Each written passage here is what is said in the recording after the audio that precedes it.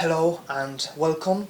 Following our tradition in this channel of lacking any consistency, today we will review a book, Thomas Malory's La Morte de Arthur, and we will compare it to the movie Excalibur, the masterpiece of John Bullman's that I've loved since I was a child.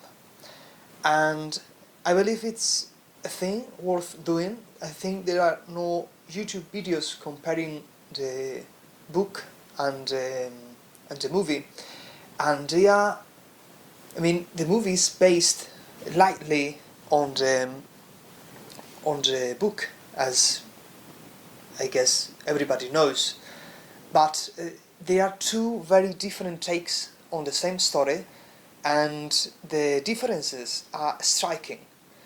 So I know this is not the usual content of my channel, and for those of you who are waiting for the Turkish grammar videos and the Latin language videos and Arabic language videos and all this content that I usually upload, today I just want to focus more on literature. By the way, full spoilers alert for both the book and the movie. I think we could call this section the LINSESITO review, since he's going to be with me all this time.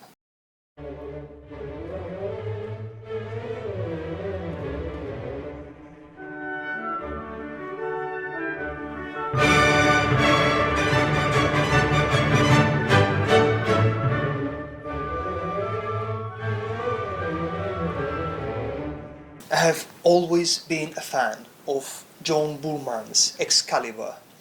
I think it's an excellent piece of movie, and it is very dark. It is a very strong movie. You need to be in the mood. Look into the eyes of the dragon and despair. I destroy you. I consign you to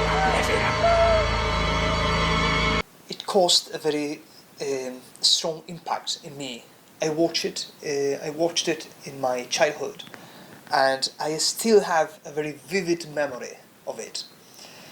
And some of the sequences are just like a nightmare. They are so strong. They are so dark and gritty. I think it's an excellent achievement in terms of epic cinema, because it's the kind of movie people in the Middle Ages would made had they the technology to do it. The movie just gets you in the feeling of the Middle Ages, and I think it is so because of this fantastic central idea that is carried along the whole movie. And I always knew that John Bullman's movie was based on legends and so on, and I never got to know when I was a child that it was actually a book, Thomas Malory's, once I became aware that it was based on a specific piece of work. And because, as I guess you know, there are thousands of Excalibur, King Arthur tales based books. You have Eschenbach, Perceval, you have Wagner's Tristan und Isolde, and he also made opera based on Perceval, and you have Steinbeck's work, and you have also like thousands of epics. Chrétien de Troyes, the French author during the 12th century, wrote many works concerning the Table Round and the kings and so on. But this movie, Excalibur, was based on this take on the King Arthur epic. And so I decided long ago to purchase the book and read it. And I've been very busy with my PhD and so on, and finally got to read the book. And they hardly resemble each other. And this is perhaps the most striking feature of this comparison between the book and the movie, is that they barely resemble each other. The differences are striking. Instead of just listing differences plot-wise, I thought that perhaps we could go deeper and try to examine the heart of both works, the movie and the book. And I thought that we could do this in three different areas. First of all, the plot itself, and as I told you before, the plot is radically different, and this is due mainly because of the topic treated and because of the characters, and this has an emotional impact. So we have already here three elements I think we can judge together, the book and the movie, evaluating these three elements: the plot, character, both things. Second, the theme of the movie, the topic that is treated, and the main idea, the core of the movie and the book. And thirdly, I thought that as a consequence of those two, there are differences in the emotional impact. So the emotional consequences for the viewers and the readers are different. And so these three things are the things that I will be evaluating today, reviewing the book and the movie.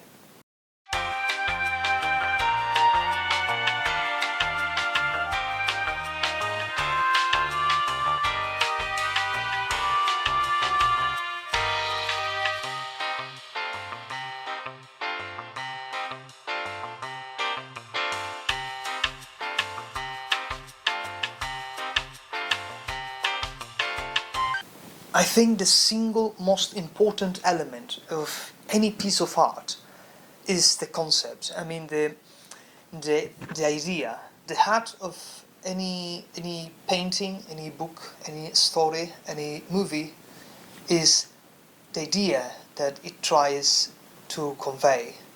And in this case, I found that despite the similarities in the plot, because obviously there are similarities in the plot because the movie is based on the book, but they convey much different ideas. And yeah, it was amazing because actually the book makes a very simple case. The book just tries to show you the concept of knighthood, and this is the key element in the book. The concept of knighthood. Actually, if you read the book, the only thing that you may find in it is how to be a knight and how to behave knightly, and how is actually the ideal life of a knight. This is what the book tries to convey, and it. On one hand, it's a very easy thing to convey, because all you have to do is to have a series of good knights, examples of it, and that's all. And this is actually what the book does. It's just you are shown through the lives of these knights: Perceval, Lancelot, Tristram, Palomides, and many others, Gawain, Gareth, there are hundreds of them. And you are shown these examples and how they behave and how they interact with each other. And you get a very good idea of what knighthood is. And this is beautiful in its own way. I mean, obviously, as a concept, knighthood is kind of dated, because obviously nobody's a knight today. And nobody can actually, and so it's just like a journey through time, and there are good elements you can take, of course, and I've done that, but it's kind of dated. It's not actually easy to read, so to say, and try to find it interesting for your own life. The movie, on the other hand, and I must say, I'm a big fan of the movie. I think John Bullman's Excalibur is a masterpiece. I love that movie. But the movie is very different in this, because in the movie, the main idea is this kind of metaphysical concept that one land is one king, and the king is and this unity between the king and the land manifests itself externally as Excalibur. So the sword signifies this unity between the king and the land. So the king without a sword, the land without a king.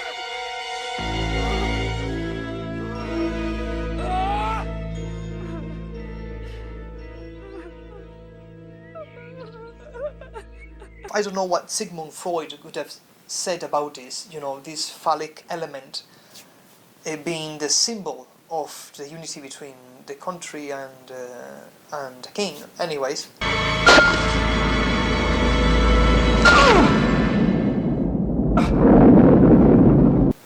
In any case, what happens to the sword? Actually, the sword is actually you could say that the sword is the true protagonist of the movie, because you have the sword. The sword is the one that makes the whole cycle, because the sword at the beginning is this supernatural element that has this huge power.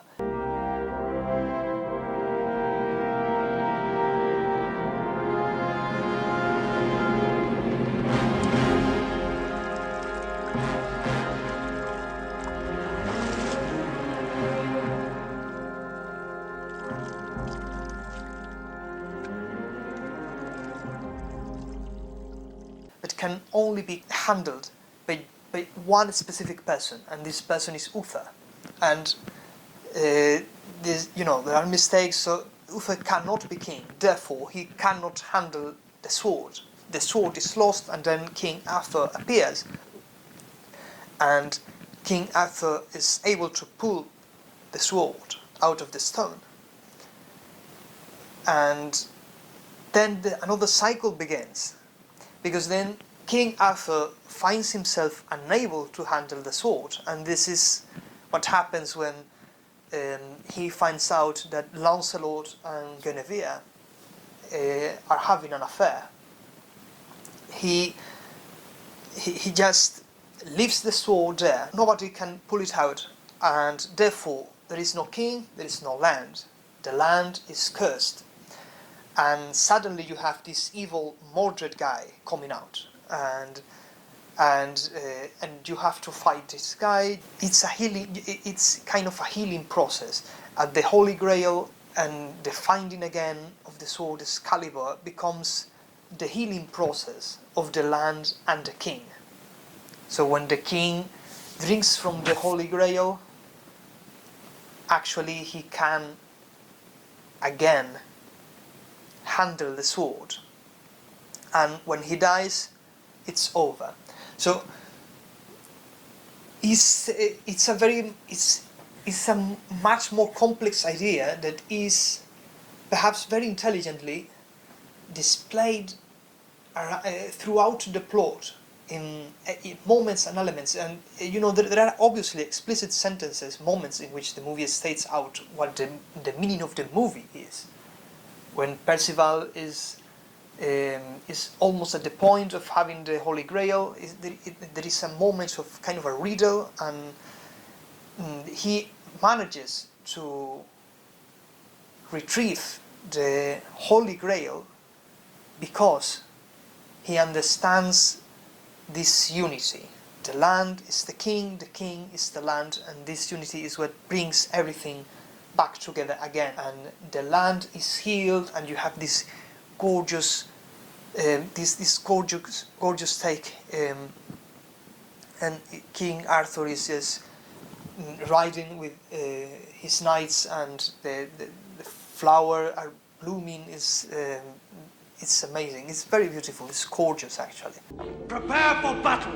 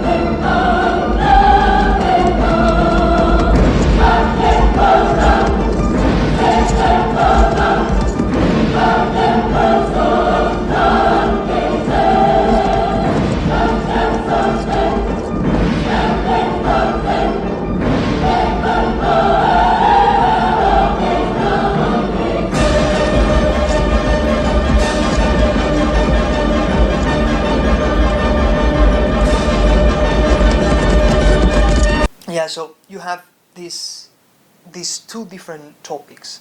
I have to give this point, I mean, I have to recognize that both things are cool in its way. I would say that for a movie, a 2-hour movie, perhaps this weird kind of unity between the land and the king and so on plays out very well, and I think it works very well. And you know, if you wanted to make a story about knighthood, you could have done something. This book is really dull. It's dull to read, and it's 2 volumes, and between the two, I think it's more than 1,000 pages. And most of the time, the adventures resemble too much each other, and it's a huge mess of characters and so on. We will get there in a moment. And I don't know if for conveying this idea properly you need 1,000 pages long book.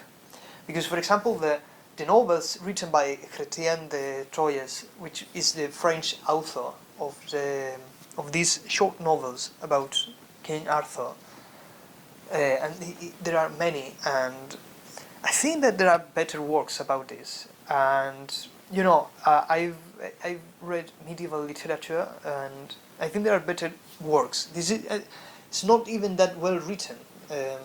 Malory's work is, yeah, I think the word for it is dull. It's it's hard to read, and it's not like very beautiful. So it's kind of difficult. It's not that I'm not recommending it. It's just that in this specific point, I have to give it to John Boorman's, because it's easier to follow. Is in Malory's work, the idea of knighthood is conveyed through these examples of life of knights and so on, and I would say it's good.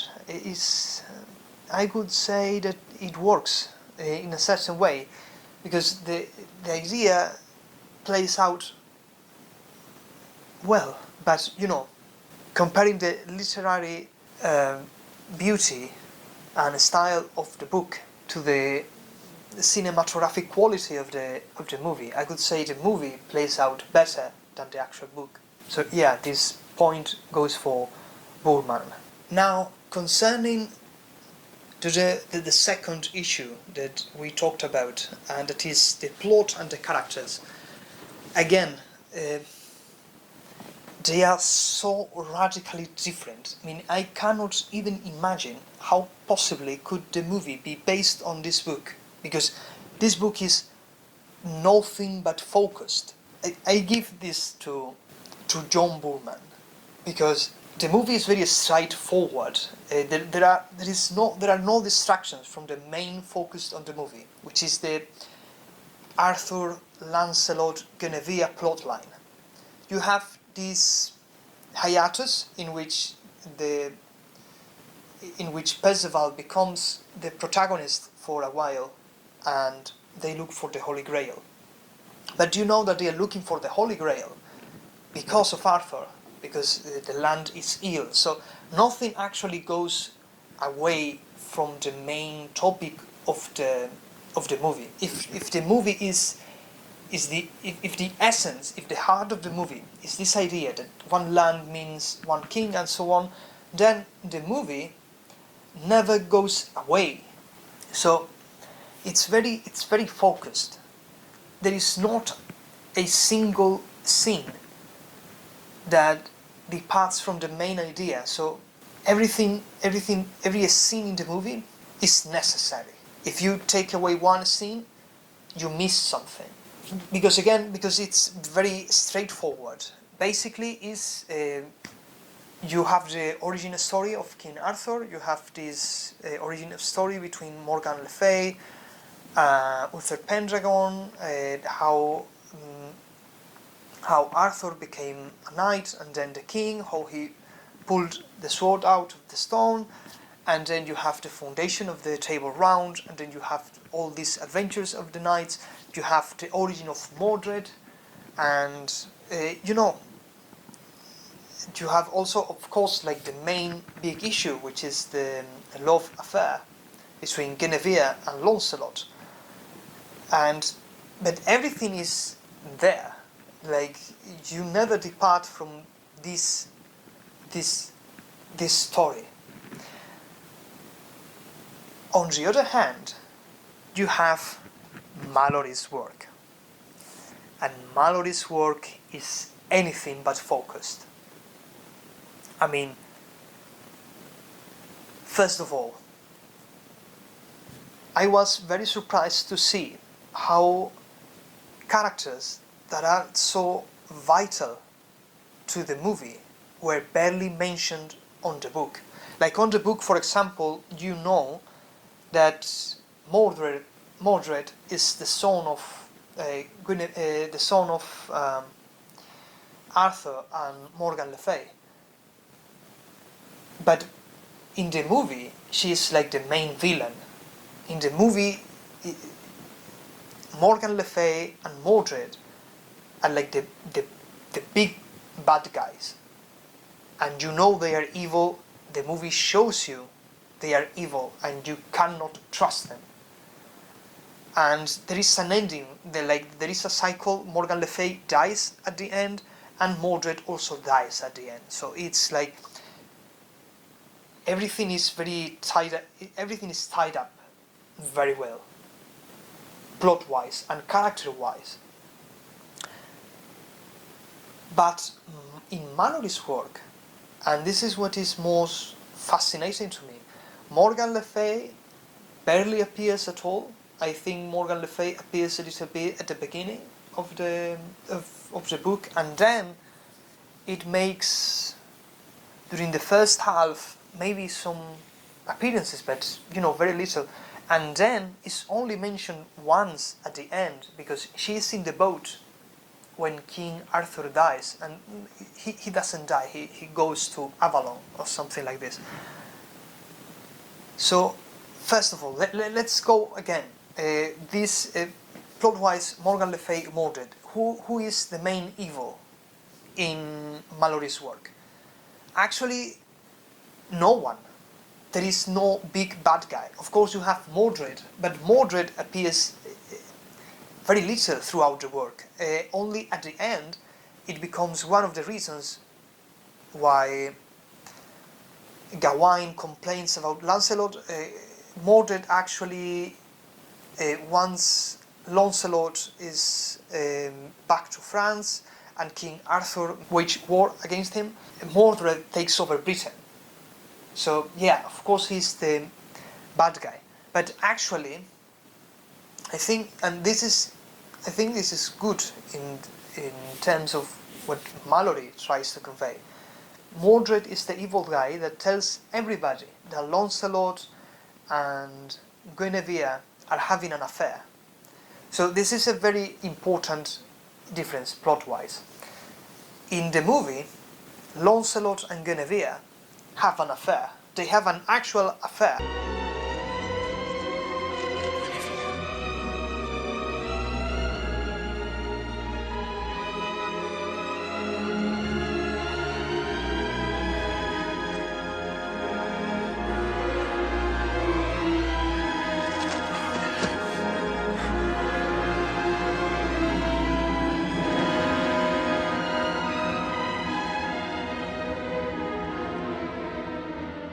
And King Arthur finds out, and this is why the sword is lost, and King Arthur becomes ill, and England gets ill, I guess. But in the book, in Malory's work, the affair never happens. Guinevere and Lancelot never, they love each other, they are in love with each other. This is very clearly shown throughout the book. But the feelings are never physically expressed, like they know they love each other, but they cannot do anything. They are not allowed to do anything. That's why perhaps it's so powerful. Also, because this affair never happens. You want it to happen, but never happens. And worst of all, Mordred informs that one day Lancelot and Guinevere will be found together in her chamber, in Guinevere's chamber. So suddenly, even though they haven't done anything wrong, Lancelot and Guinevere are found together, and Lancelot's best friends think that they are having an affair. So they are accusing Guinevere of being unloyal to King Arthur, and they plan to kill her. This is nuts. This is why it's so strong to read. Lancelot's best friends want to kill them both, Lancelot and Guinevere. So Lancelot must defend himself, and he must kill his friends, and he must defend Guinevere. It's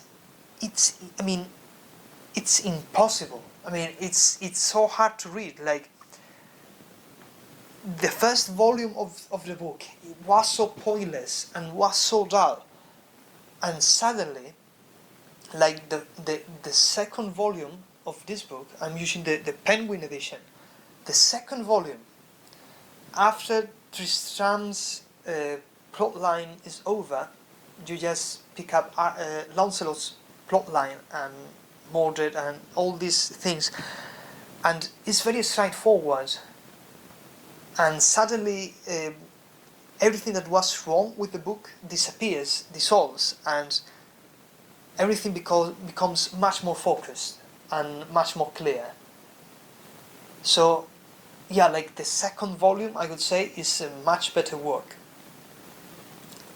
So what happens basically is that Lancelot must defend himself, so he runs away. He kills Sir Gareth and Sir Gaheris, were best friends of Lancelot's, and now Gawain, which is here, is not the main villain. He's just another honorable and wonderful knight that he's misled to believe that Lancelot and Guinevere are having an affair. So Lancelot must run away. He goes to France, and half of the Round Table goes with him. And this is the most striking part. The Round Table in the book is broken from within. In the movie, the Round Table as a concept never fails, so to say. Even though Lancelot runs away after he is caught with Guinevere, the concept of the Round Table still exists. And it is meaningful, and it is important, and it's a unity. And, they may be lacking Lancelot, but the Round Table in the movie is still an institution, a powerful institution. But in the book, the Round Table is broken from within. It's much more dramatic. Knighthood is broken, and this is the dramatic element. The idea is broken from within. The Round Table dissolves from within, and King Arthur, in order to defend his honor and so on, goes to France after Lancelot, and they have a war in France, and King Arthur is beaten. So actually, in the book, different characters have a much different importance within the movie. For example, in the movie, Gawain plays barely any role. He's played, by the way, by a very young Liam Neeson. Gawain, for example, in the movie plays barely any role, and in the book, on the other hand, he's like the main opposition to Lancelot in this topic. Gawain is kind of, he knows, he doesn't know, like Mordred kind of makes him believe that Lancelot and Guinevere are having an affair.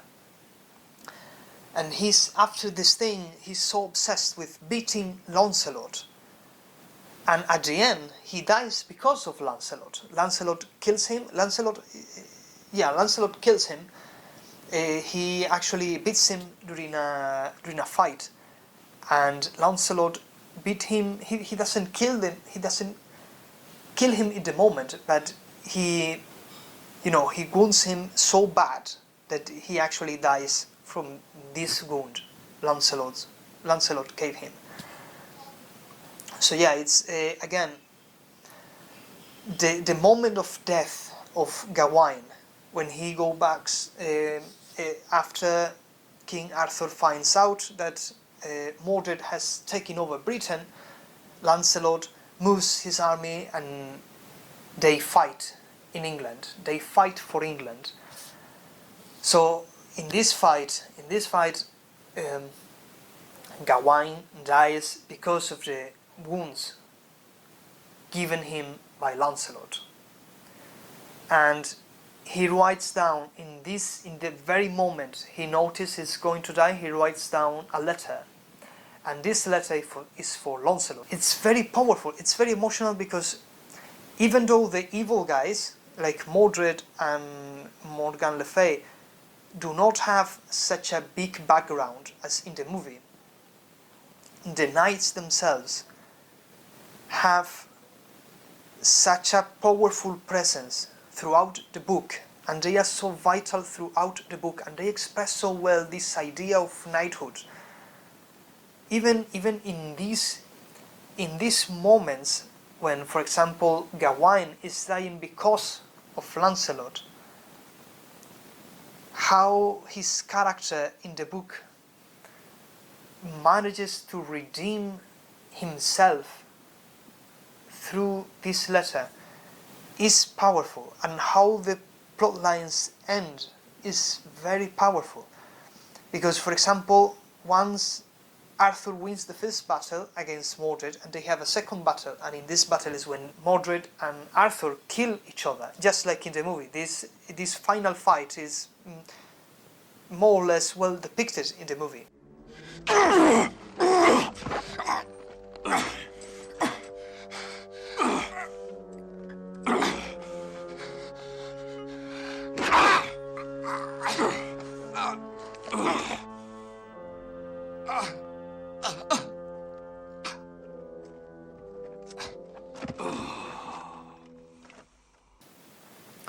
Not very accurately, because, for example, Lancelot never makes it back to England in the book in this moment, but in the book he appears at this battle. For example, if we explain the ending in the book is a much more slower process, but much more beautiful, in my opinion. Arthur dies in the battle. The sword Excalibur is lost. I mean, Arthur just asks some knight to throw the sword Excalibur back to the water, and just like in the book, in the movie, a hand appears and takes the sword, and the sword is lost forever, and so on. It's supposed to make a comeback, but we don't know.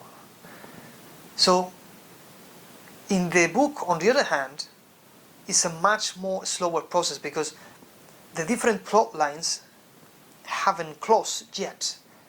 Gawain dies, so character closed. Very emotional, by the way. King Arthur and Mordred die, they kill each other, so and Excalibur is lost. So again, plot-wise, character-wise, this line is over, and then you have Guinevere, who is still alive, and you have Lancelot, because Lancelot is still in France. So Lancelot gets Gawain's letter, and he goes back to England, and he finds out everything. The war with Mordred, the battles, that Arthur is dead and Gawain is dead, and so on. So knighthood is kind of over, and this is the main issue, because reading the book is like going to, you are witnessing the end of something big, and this is perhaps the most emotional element, because when Arthur is over, there is nothing left. Lancelot, the only thing Lancelot wants is Guinevere, but she's the only thing he cannot have. And Lancelot's character in the book, I think, is much stronger, because he never gets Guinevere and Guinevere never gets Lancelot. This tension is maintained to the last second. And even though Arthur is dead, Guinevere goes to a monastery and becomes a nun, because it's her honor, and Arthur was her husband, and she has to respect this memory, even though her flesh wants Lancelot, and her spirit wants Lancelot. But it's a duty, it's a must, she cannot have it. And the same goes for Lancelot. He cannot have it.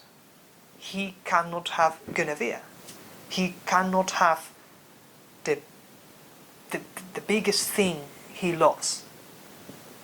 And the book closes when Guinevere dies and Lancelot visits the monastery and finds out that she's dead, and then he dies too. And after this, it's just everything is lost. And you notice that the book is not about Excalibur. The book is not about Arthur. Arthur barely makes an appearance. The book is about the knights. It's about Tristram, which is the knight we spend more time with, and Sir Tristram does not appear in the movie. This is very important. It doesn't appear. Palomides also doesn't appear. So, anyways, the movie is very much about Arthur, the Round Table, Excalibur. But the book is about the knights. It's about Tristram. It's about Palomides. It's about Gareth.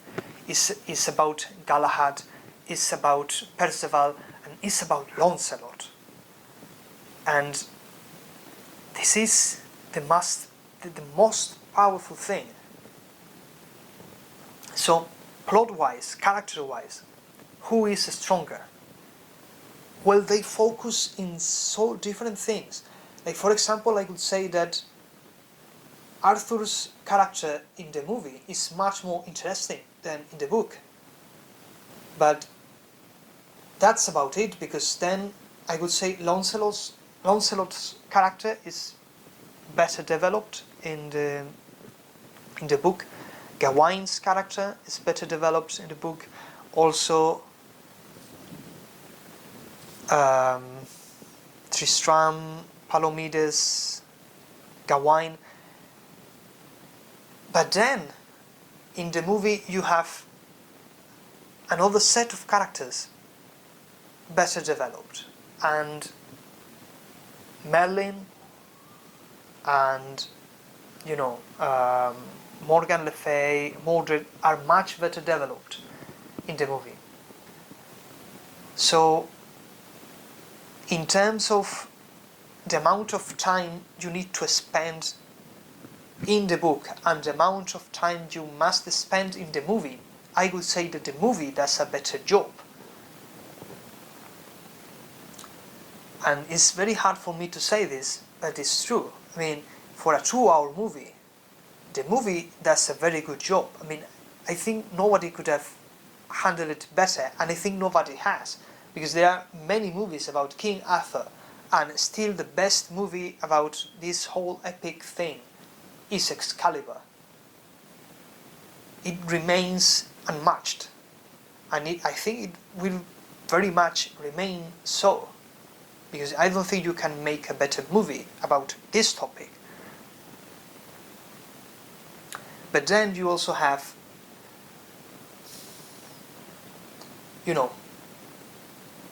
then you have the book, and the book is also, it's very good. It's just so different.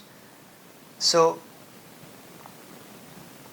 again, the main disadvantage of this book is how unfocused it is, how dispersed. Because at the end, the book just is too long. The book is just too long and so full of characters. And I think the biggest disadvantage of this book is John Malory's writing.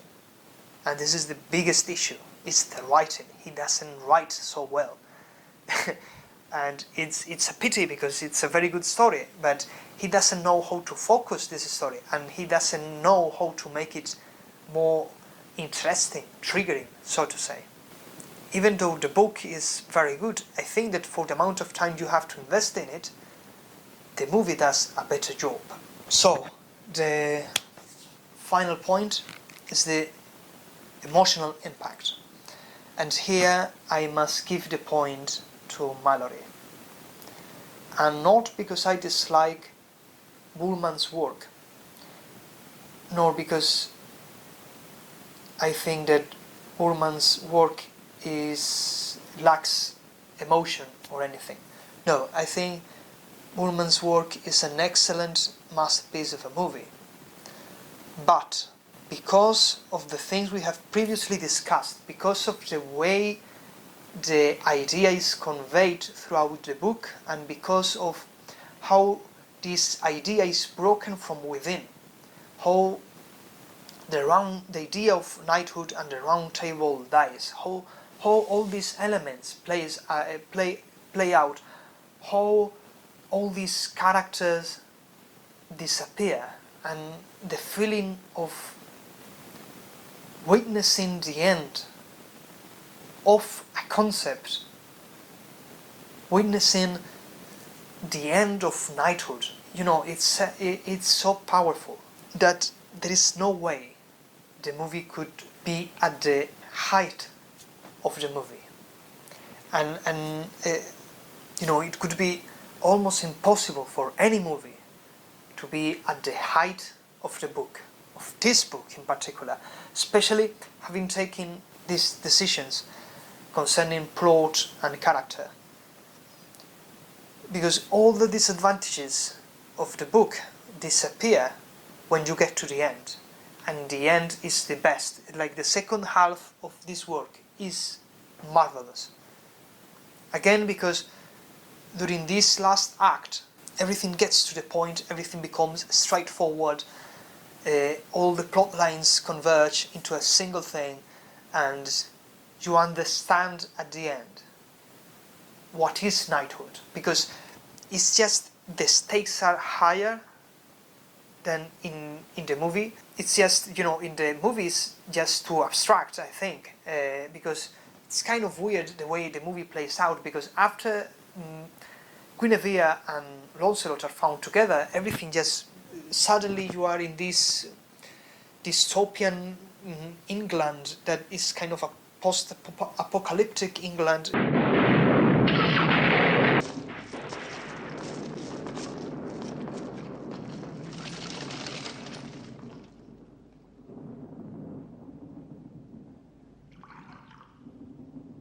God save us from Morgana, and save us from her unholy child.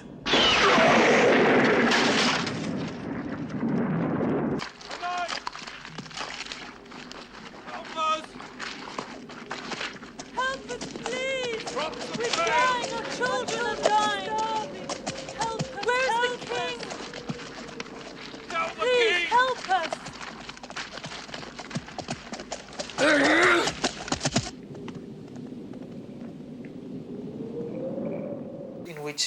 Mordred suddenly is kind of powerful and everything looks sad and so on. So what happened? You don't know exactly what happened. Obviously, it's because the land is sealed, because there is no king and so on. But this is just too abstract. In the book, they are not guilty of anything. Lancelot and Guinevere are not guilty of anything, and yet they are accused, and they are going to kill Guinevere, and Lancelot must run away. And if he doesn't, Guinevere is going to die. And it's crazy. It's just the stakes are higher. Everything is just much more cruel. Everything is darker, so to say. And when Arthur is gone for fight because he wants to fight Lancelot in France, Mordred takes over England. So it's too much. England is lost, Guinevere is lost, and Mordred actually wants to marry Guinevere, which is a very crazy thing. Still, the book is so powerful. It gets to such a point, such a powerful point. It's very, you could do this in your movie, and I dare any Hollywood producer, director to make a movie like this one, as dark as the book, with the stakes of the book. But I understand that it's difficult, but it's just too emotional. The book is too emotional, and I think I will give this point to Malory's work. And this is perhaps the most important point of the three, because the emotional impact is what is going to remain with you for the years to come. And most likely, I may not read the whole book again, but I may revisit the book in the future, or parts of the book in the future, and perhaps read the second half of the book, because I may want to revisit all those feelings, all those characters. And I love the movie. I watch the movie from time to time because the movie is very good, but La Morte d'Arthur is more powerful. And I think this is it carries a bigger emotional impact, at least for me. I'd love to know what you think. Leave in the comments what you think about the book and what you think about the movie and so on. I would be very much interested. Maybe I'm wrong in my judgment, and you may think that the movie does a better job in some things and the book does a better job in some things. So anyways, I'd love to know. I know this is not the usual content of my channel, and I apologize, but I just couldn't resist the opportunity of making a video about this, because I love this. I loved the book, and I loved the movie, and this is just for my pleasure.